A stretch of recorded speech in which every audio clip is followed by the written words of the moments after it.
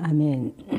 오늘 말씀은 열왕기하입니다. 열왕기하 15장 1절에서부터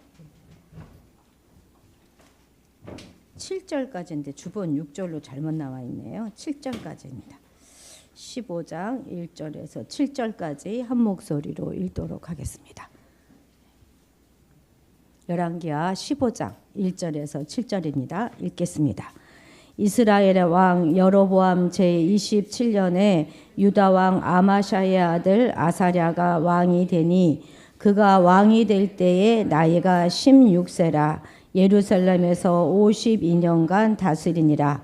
그의 어머니의 이름은 여걸리아라 예루살렘 사람이더라. 아사랴가 그의 아버지 아마샤의 모든 행위대로 여호와 보시기에 정직히 행하였으나 오직 산당은 제거하지 아니하였으므로 백성이 여전히 그 산당에서 제사를 드리며 분향하였고 여호와께서 왕을 치셨으므로 그가 죽는 날까지 나병 환자가 되어 별궁에 거하고 왕자 요담이 왕궁을 다스리며 그 땅의 백성을 치리하였더라. 아사랴의 남은 사적과 행한 모든 일은 유다 왕 역대 지략에 기록되지 아니하였느냐. 아사랴가 그의 조상들과 함께 잠에 다윗성에 그의 조상들과 함께 장사되고 그의 아들 요담이 대신하여 왕이 되니라. 아멘. 오늘 말씀 전하겠습니다. 여러분 혹시 착각 때문에 좀 곤욕을 치루었던 그런 경험은 혹시 없으십니까? 제가 왜 이런 질문을 하냐면은 오늘은 그 잘못된 착각으로 돌이킬 수 없는 그런 지경에 처하게 된 한 왕의 이야기를 여러분들과 나누려고 하기 때문입니다. 먼저 착각하면 떠오르는 저의 흑역사로 이야기를 좀 시작해 보려고 합니다. 저희가 작년에는 백암에서 수련회를 했지 않습니까? 다른 때보다 좀 멀리 갔죠. 한 4시간을 달려서 도착했는데 도착하여 막 짐을 내리는데 보니까 제 캐리어가 없는 것입니다. 다 찾아봤어요. 다 찾아봤는데 제 캐리어가 없어요. 결론은 뭐겠습니까? 저는 안 실었구나. 내가 깜빡 잊고 실질 않았구나 생각했죠. 이후 저는 정말 불쌍하게 3박 4일을 살았습니다. 손주희 집사님한테 속옷 2장 얻었고요. 그리고 우리 남 집사님이 이제 기초화장품 몇 개 주셨고 또 전민아 집사님이 반바지와 티셔츠를 주셔서 그거 입고 또 자기도 하고 또 놀기도 하고 말씀도 전하고 그렇게 살다가 도저히 안 되겠어서 이제 원피스 하나 사 입었습니다. 그리고 이제 일정을 다 마치고 돌아오려고 하는데 이제 제가 맨 마지막에 뒷 점검을 다 하고 그리고 이제 제일 늦게 내려갔습니다.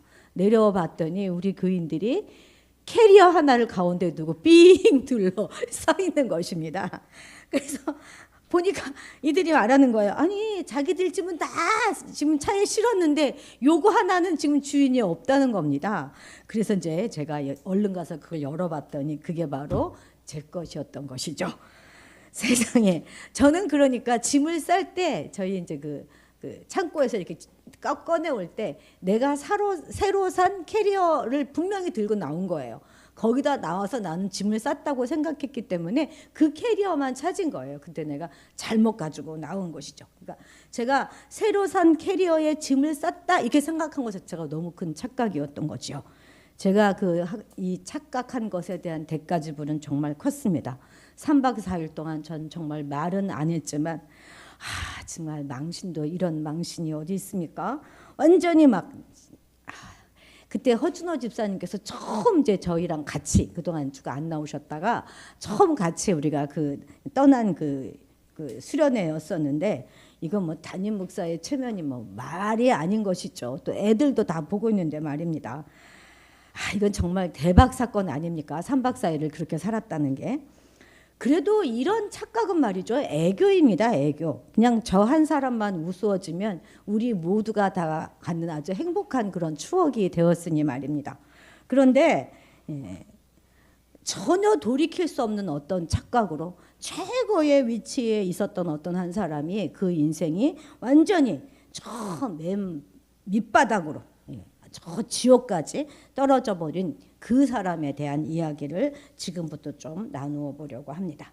바로 그 사람이 우리가 방금 읽었던 오늘 본문에 등장하는 아사랴 왕인데요.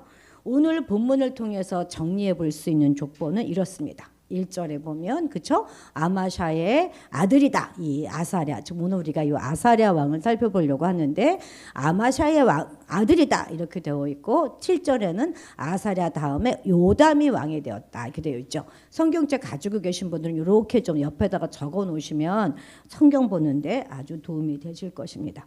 요 아사랴 왕은요 25세의 왕위에 올라가지고 무려 52년 동안 남유다를 다스렸습니다. 여러분 제가 푸른 색깔은 지금 남유다 왕들을 대부분 나타내요. 그러니까 푸른 색깔이 남유다 왕이구나 이렇게 알면 되겠습니다.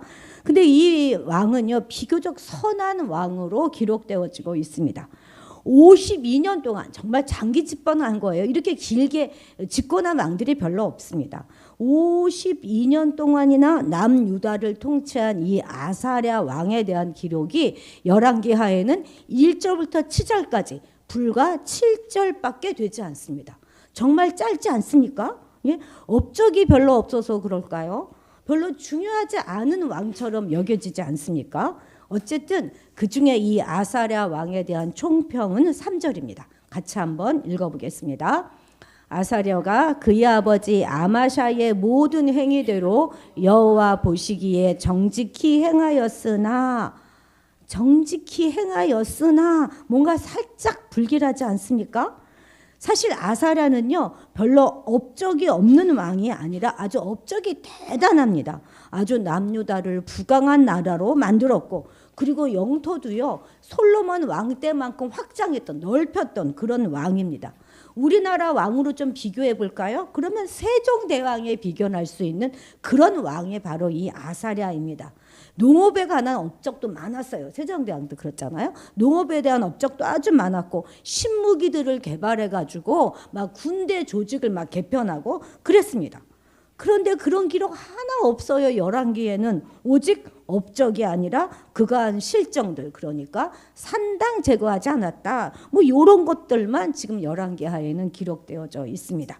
그리고 결국엔 어떻게 되었다는 거예요? 예, 여호와께서 치셨기 때문에 그가 나병이 걸려가지고 별궁에 거하게 되었다. 이런 기록으로 마치고 있습니다. 유대인들은 나병에 걸리잖아요. 그러면 성 바깥으로 그냥 쫓아냈어요. 쫓아내서 성 안에 들어올 수가 없었습니다. 그런데 왕인이 차마 쫓아내지는 못하고 별궁에 거하면서 그 별궁에서 격리 조치를 당하게 된 것이죠. 그렇게 격리되어서요 무려 10년 이상을 살아가게 됩니다. 어마어마하지 않습니까? 그런데 왜 열왕기에는 이렇게 잘못한 것들만 기록할까요? 아니 대부분의 위인전들은 역사책들은 보면 다 잘한 업적들만 기록하고 있지 않습니까? 그런데 왜 이러냐면 그것은 열왕기 저자의 관점 때문에 그렇습니다. 열왕기 저자의 관점은 뭐라고 했죠? 여러분 기억하십니까? 예, 그렇습니다. 이들은 나라가 왜 망했는가? 왜 하나님의 선민 이스라엘이 망할 수밖에 없었는가? 난 그것을 기록하겠다 하는 그 생각으로 쓴 책이 바로 이 열왕기 하입니다. 10가지 잘해도 다 소용없다. 하나님의 율법과 법도를 지키지 않으면 자기 마음대로 했으면 어느 것 하나 기억해 주거나 후손들을 위해서 기록하여 남겨둘 필요가 없다 하는 것이 바로 이 열왕기 저자의 관점인 것입니다. 그런데 여러분 우리도 그러할 것입니다. 우리가 성공한 거, 출세한 거 그것이 얼마나 대단한 것이든지 그것이 하나님 안에서 한 것이 아니면 하나님 하나도 알아주지 않습니다. 그것은 없는 것과 안 한 것과 똑같은 거예요. 다시 말하면 그것은 헛발질한 거예요. 헛발질한 거. 여러분과 저의 인생이 이런 헛발질 인생이 되지 않기를 축복합니다. 그럼 제가 아까 말씀드린 대로 이 아마샤가 솔로몬에 비견될 정도로 또 우리나라 세종대왕에 비유할 수 있을 정도로 그렇게 훌륭한 왕이다 하는 사실은 제가 그럼 어떻게 알았을까요? 어디 뭐 다른 책을 보고 공부 좀 했을까요? 그렇지 않습니다. 성경은 반드시 성경으로 해석하고 성경으로 풀어야 하는 거죠. 그러면 어디에 보면 나와 있나요? 역대하를 보면 보다 자세하게 기록되어져 있습니다. 아니 그럼 왜 그럴까요? 역대하는 왜 이렇게 자세하게 기록해 놨을까요? 이거 역시 저자의 관점입니다. 역대기는요, 바벨론 포로에서 돌아온 그 포로들에게 그들의 신앙 교육과 영적인 회복을 위해서 사용했던 그런 그 교과서로 사용하기 위해서 기록한 책이 바로 이 역대기인 것이에요. 그러니까 그 책 안에는 그만큼 야 우리 이스라엘은 훌륭한 민족이야. 우리가 뭐가 잘못해서 우리가 뭐 아주 하나님이 우리를 버려서 바벨론 포로로 갔던 것이 아니야. 그 내내 하나님이 우리를 지키셨어 하는 그런 것들을 더욱 강조해서 기록해 놓았던 것이죠. 뭐 그래야 되지 않았겠습니까? 그런 목적 때문에 역대하에는요 보면요 북이스라엘은 다 제거했어요. 남유다 역사만 기록해 놓고 있습니다. 그러니까 우상 숭배하고 하나님 말을 안 들었던 북이스라엘은 아예 없는 나라 인셈 치는 거예요. 그래서 다윗이 밧세바와 가늠한 곧단 사건 있죠. 그거는 역대하에 기록되어 있지 않습니다. 그런데 여러분 성경책을 좀 읽어보신 분들은 좀 아실 텐데요. 우리가 나병에 걸렸다 하는 그런 왕 알고 있는 또 다른 왕이 있지 않습니까? 여러분 기억 안 나세요? 아주 유명한 왕인데요. 아시는 분 있으십니까? 한 번쯤 들어보신 적도 했을 텐데. 맞습니다. 바로 우시야 왕입니다. 우시야 왕. 자 여기 한번 보십시오. 자 왼쪽 제가 보기엔 왼쪽 여러분들 왼쪽 맞죠? 예, 왼쪽에는 지금 열왕기하 15장 1절로 아샤라 왕에 대한 기록이고요. 자 이 오른쪽은 역대하 26장 1절로 우시야 왕에 대한 언급입니다. 한번 비교해 보시겠어요? 아버지가 누구라고 합니까? 아마샤의 아들이래요. 이쪽도 아마샤의 아들입니다. 자 이번에 또 다음 거 2절하고 또 그 3절 역대하 3절 비교해 보는데 보십시오. 나이가 16세 때 왕에 올랐다고 합니다. 예루살렘에서 52년간 다스렸다고 하지요. 그의 어머니의 이름은 여골리아입니다. 자, 그래서 우리가 어떤 결론을 내릴 수가 있겠습니까? 바로 우시야와 아샤라는 같은 사람이다 하는 결론을 내리게 되는 것이죠. 우리도 왜 살다 보면 한 사람이 두 개의 이름을 가지는 경우가 있지 않습니까? 아마 이것도 어쩌면 히브리어 읽는 그런 방식에 따른 차이일지도 모르겠는데요. 어쨌든 아샤라와 우시야는 같은 사람이다 하는 것을 우리가 알고 넘어가야 하겠습니다. 네, 아사라보단 우시야란 이름이 더 많이 알려져 있기 때문에 저도 오늘 주로 우시야라고 이야기하도록 하겠습니다. 저는 오늘 유다 역사상 선한 왕으로 어마어마하게 많은 업적을 이루었음에도 불구하고 잘못된 착각으로 마침내 나병에 걸려서 별궁에 거하면서 완전히 잊혀진 사람이 되어야만 했던 우시야 왕을 역대하를 중심으로 하여 좀 살펴보라고 합니다. 도대체 그는 어떠한 착각으로 살았길래 그런 비극의 주인공이 되어야만 했겠습니까? 자, 첫 번째입니다. 그는 예배는 나를 위한 것이다. 내가 좋으면 된다. 내 맘대로 드리면 된다라고 착각을 했다는 것입니다. 자, 우리 4절 같이 읽도록 하겠습니다. 오직 산당은 제거하지 아니하였으므로 백성이 여전히 그 산당에서 제사를 드리며 분향하였고 아멘. 열왕기에서는요. 이 산당을 제거했느냐 제거하지 않았느냐 이것이 왕들을 평가하는 아주 중요한 기준이 되어지고 있습니다. 그만큼 산당의 문제는 중요한 거예요. 그럼 대체 산당은 무엇일까요? 산당은 이전에 성전이 없었을 때 있죠. 솔로몬 성전이 완공되기 전에는 이 산당이 각 지역에 있는 예배의 처소였습니다. 그래서 그곳에 가서 예배를 드릴 수밖에 없었어요. 사무엘도 산당에서 제사를 드렸고요. 솔로몬 역시 기브온 산당에 가서 1천 번제를 드렸어요. 성전에서 드린 게 아닙니다. 그런데 이제는 솔로몬 성전이 완공이 되었기 때문에 예배를 드리려면 반드시 하나님의 법도대로 중앙 성소인 예루살렘 성전에 와서 예배를 드려야 하는 것입니다. 그런데 성전이 완공되고 지금 100년 이상이 지났어요. 그런데 여전히 백성들이 산당에서 제사를 지내고 있다는 것입니다. 아니 꼭 예루살렘 성전에 가야 되나? 아니면 가까운 데서 그냥 대충 드리면 되지? 아니 꼭 그렇게 하나님의 법도대로 양 잡고 소 잡고 뭐 이렇게 해서 제사를 드려야 되나? 그냥 간단하게 하면 되는 것이지.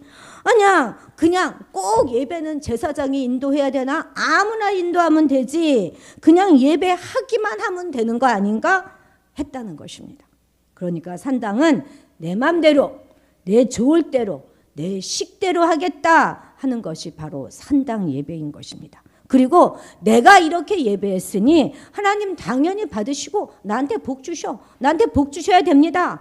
이렇게 하는 거예요. 그러니까 마치 하나님을 자기 하수인 정도로 생각하는 것이 바로 산당인 것입니다. 그러면 바알 신앙과 뭐가 다르겠습니까? 똑같은 거예요.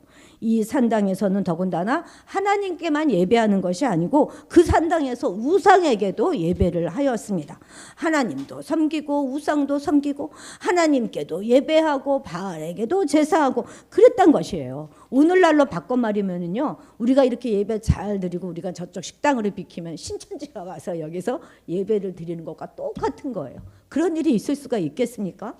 실제로 이스라엘 역사 안에서 이 산당은 백성들에게 우상을 섬기게 하는 발원지가 된 적이 참 많습니다. 그래서 이스라엘 왕들은요, 왕국의 친정한 왕이신 하나님의 대리 통치자로서 반드시 이 산당을 제거해야만 했었어요. 왕들은 늘 이 산당의 문제가 아주 아킬레스건이었습니다. 하나님께 큰 죄인데도 불구하고 남유다의 대부분의 왕들은요, 이 산당을 제거하지 않았습니다.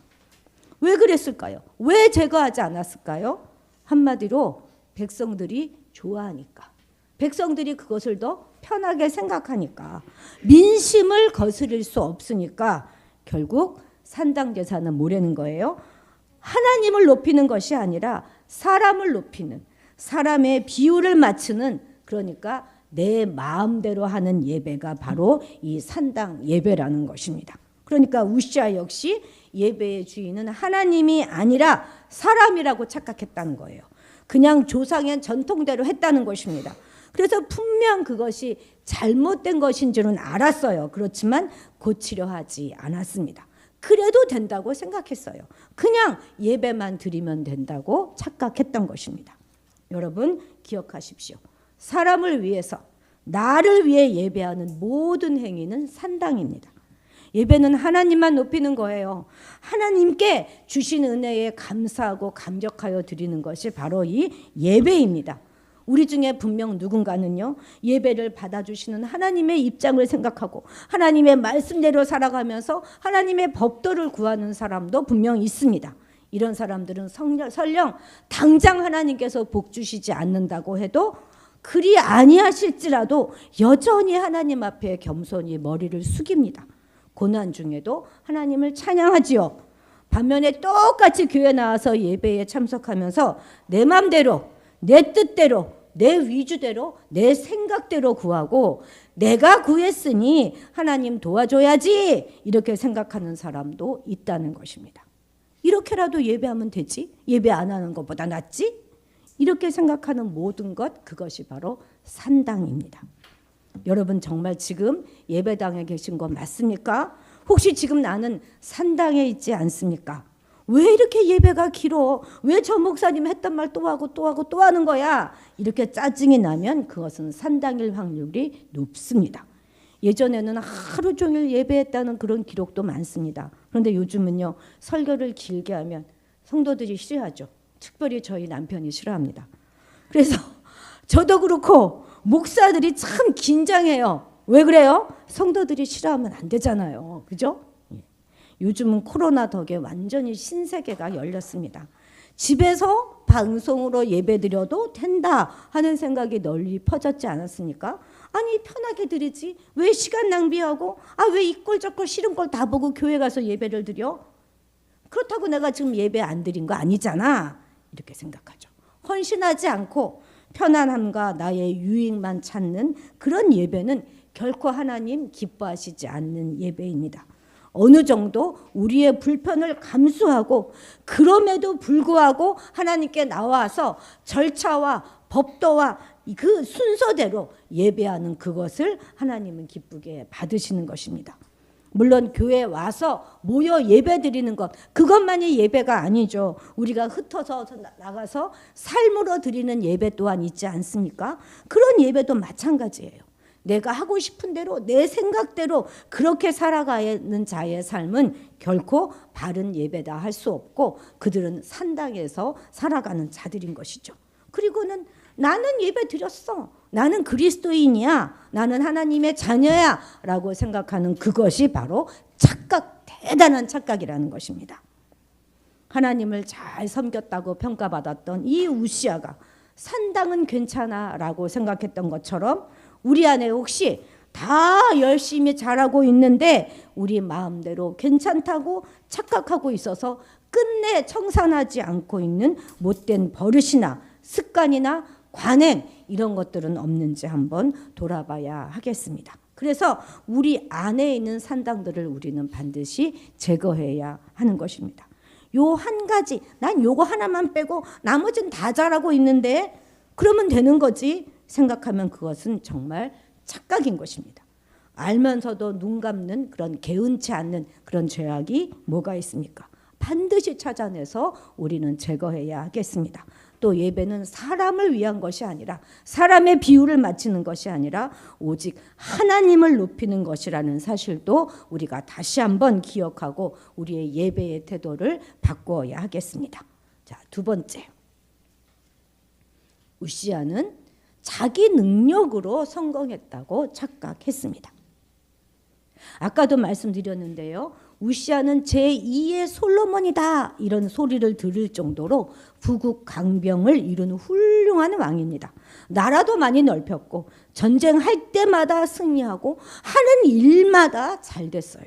그래서 우시아가 왕위에 있는 동안 남유다는 굉장한 전성기를 누리게 됩니다. 자, 역대하 26장 5절 같이 읽도록 하겠습니다.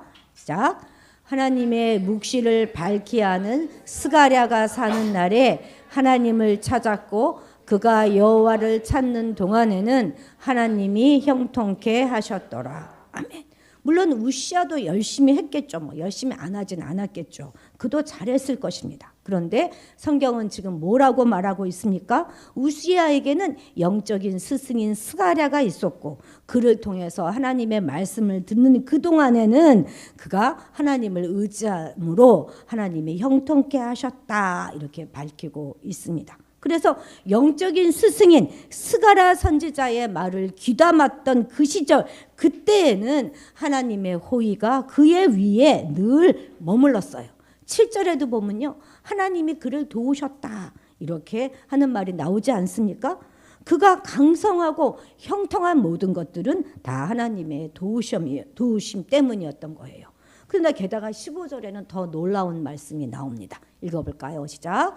또 예루살렘에서 재주 있는 사람들에게 무기를 고안하게 하며 망대와 성곽 위에 두어 화살과 큰 돌을 쏘게 던지게 하였으니 그의 이름이 널리 퍼짐은 기이한 도우심을 얻어 강성하여 짐이었더라. 아멘. 그의 이름이 널리 퍼짐은 기이한 도우심을 얻어 강성하여 짐이었더라. 정말 사람으로는 이해할 수 없는 놀라운 축복이 그의 위에 임하였던 것입니다. 그래서 하는 일마다 잘 되고 그가 뭔가 계획하면 다 성공했던 것이에요. 전쟁에서 이겼던 것입니다.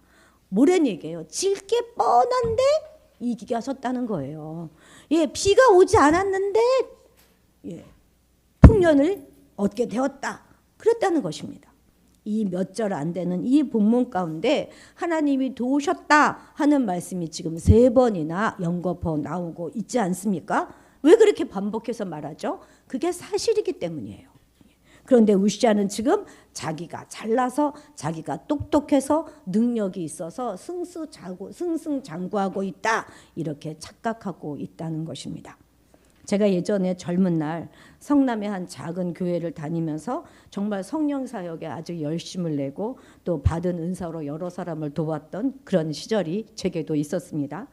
한 중년 부부가 이제 기도를 받으러 오셨는데 그 남자분을 위하여 기도하고 있는데 하나님께서 내가 너를 여러 번 죽을 지경에서 살렸다 하는 그런 감동을 제게 주시는 것입니다. 그래서 제가 그 말씀을 전해드렸어요. 그랬더니 그 등치 큰 남자분이 민망할 정도로 우시는 것입니다.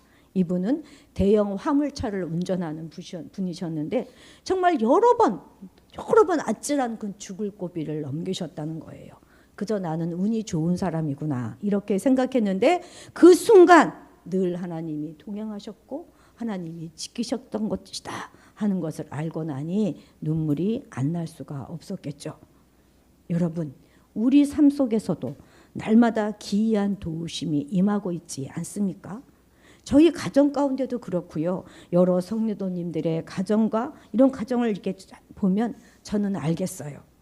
경제도 어렵고 우리 가정 안에도 정말 여러 가지 걱정과 근심이 있지 않습니까?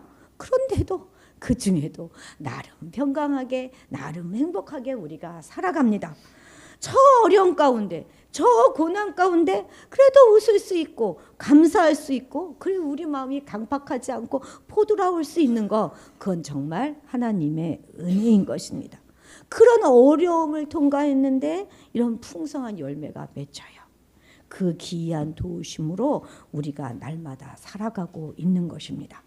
주님이 날마다 여러분들을 지키시고 돕고 계십니다.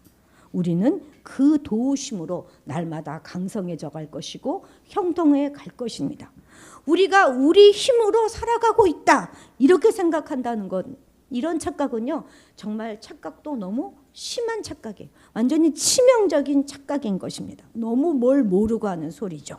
그런 착각으로 살다가는 결국 이 아사랴처럼 이 우시아처럼 살아서도 외롭고 지옥이고 그리고 죽어서는 완전히 유황불모진 것입니다.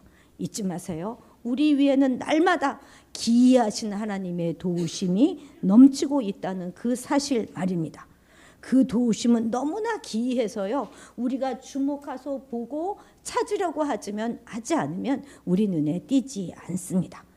깨닫는 자에겐 그러나 더 넘치게 되는 것이 바로 이 기이한 도우심입니다. 그리고 이 도우심은 마지막 날까지 끝날까지 계속 우리와 함께 할 것입니다. 자, 세 번째입니다. 세 번째. 나는 왕이니까 마음대로 해도 된다. 이렇게 착각했어요. 자, 16절 같이 읽도록 하겠습니다. 그가 강성하여짐에 그의 마음이 교만하여 악을 행하여 그의 하나님 여호와께 범죄하되 곧 여호와의 성전에 들어가서 향단에 분향하려고 한지라. 아멘.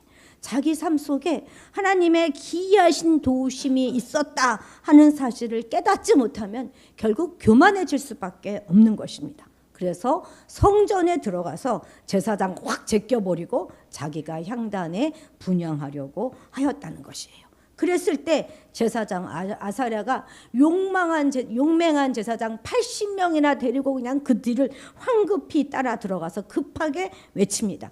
이것이 얼마나 하나님 앞에 큰 죄이면 이렇게까지 했겠습니까? 18절 같이 읽어볼까요?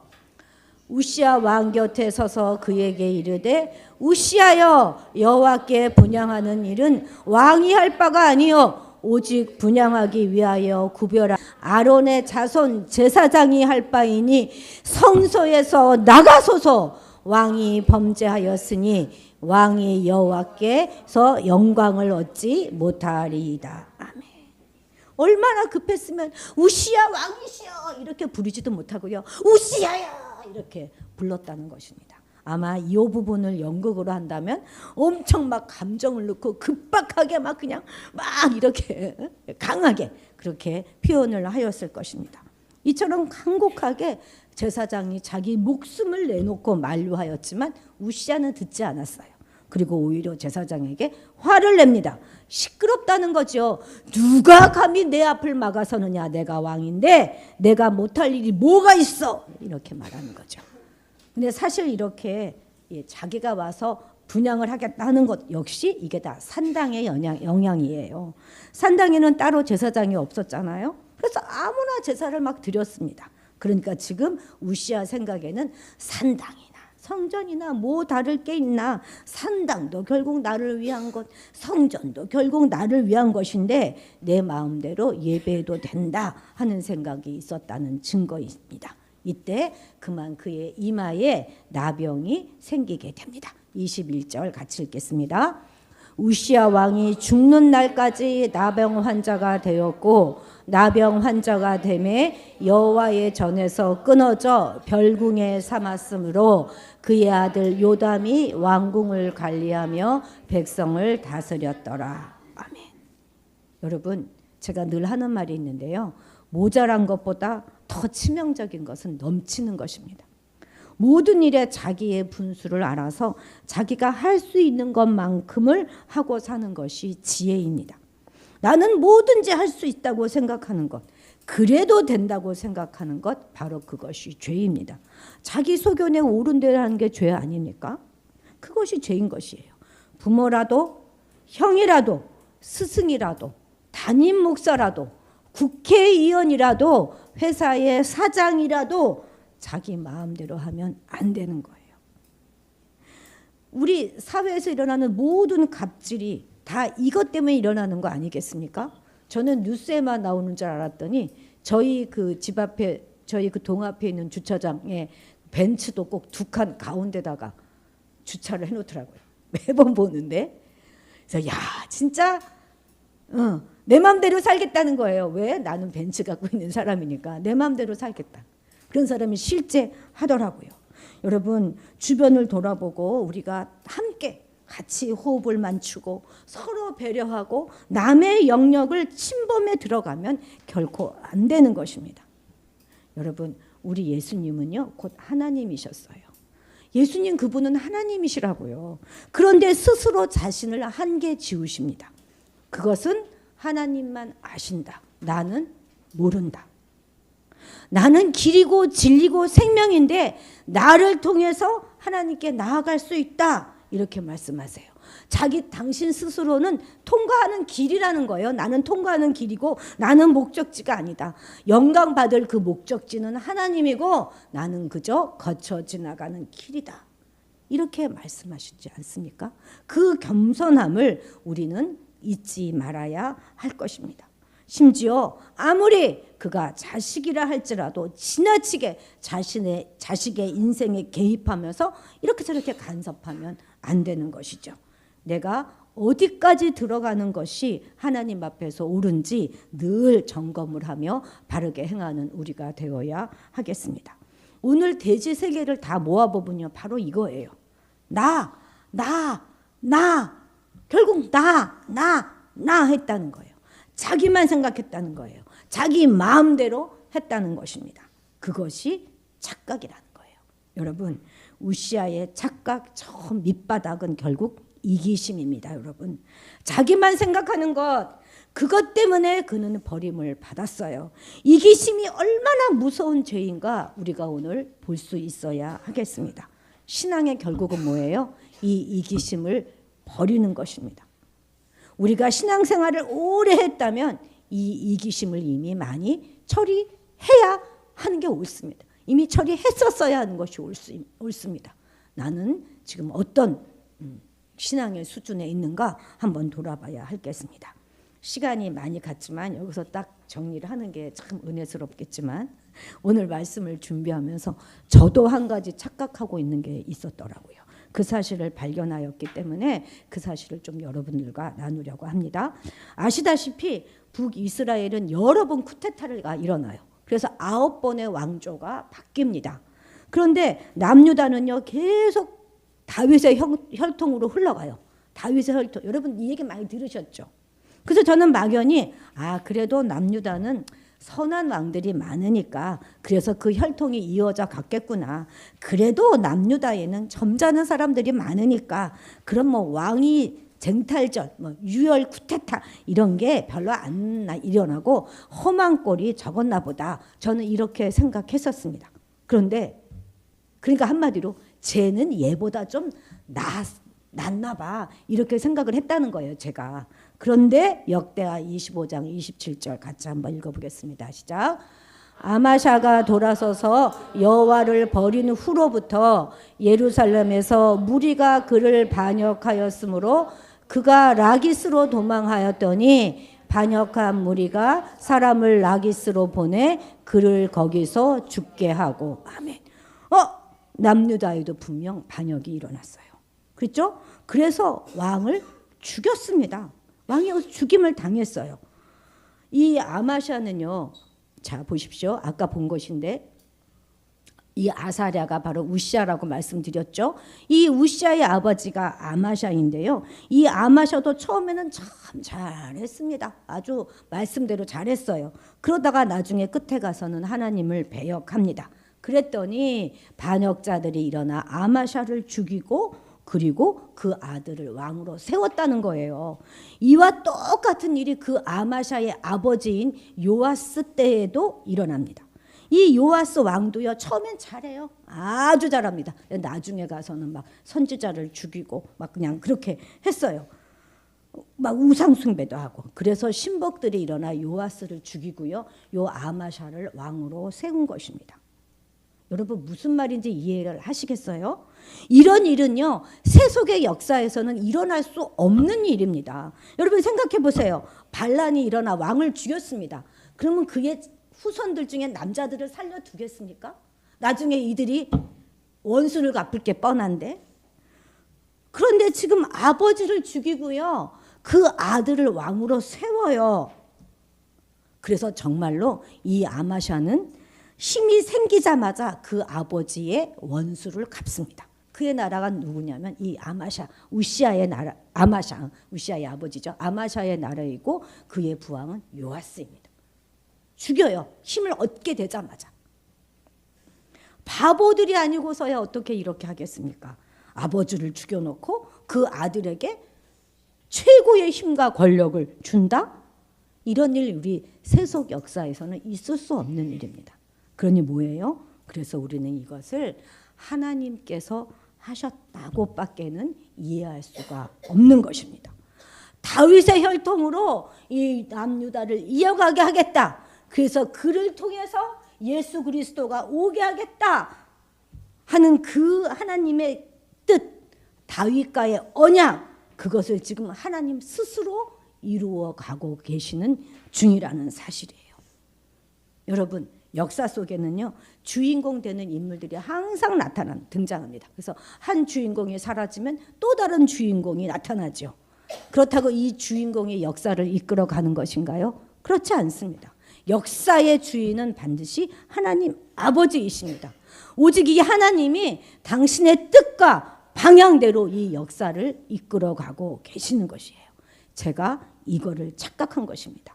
남유다나 북이스라엘이나 똑같아요.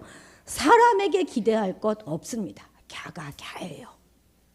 사람이 아니라 하나님이 이 역사를 이끌어가고 계시는 것입니다. 우리나라 가운데에도 그렇게 역사하실 것입니다. 뿐만 아니라 우리 개인의 역사 가운데도 오직 하나님의 뜻이 세워지게 될 것입니다. 그런데 우리를 향하신 하나님의 계획은, 하나님의 뜻은 미래와 소망이라는 거예요. 우리 이 말씀 같이 한번 읽고 말씀을 마치도록 하겠습니다. 여호와의 말씀이니라. 너희를 향한 나의 생각을 내가 아나니 평안이요 재앙이 아니니라. 너희에게 미래와 소망을 주는 것이니라. 아멘. 기도하시겠습니다. 하나님 아버지, 우리를 불쌍히 여기셔서 눈을 열어주시고 귀를 열어주옵소서. 그래서 보여지는 것들만 보고 사는 것이 아니라 배후에 역사하시는, 역사의 주인 되시는 하나님을 바라보며 살아가게 하옵소서. 내 마음대로 생각하고 내 소견에 옳은 대로 살아가며 내가 잘났다고 이기심 충만하여 살아가며 그렇게 착각하며 살아가는 것이 아니라 우리 삶 가운데 임하시는 기이하신 도우심의 날마다 감사하며 우리의 분수를 지키며 겸손히 살아가는 우리가 되게 하여 주옵소서. 예수님의 이름으로 기도드렸습니다.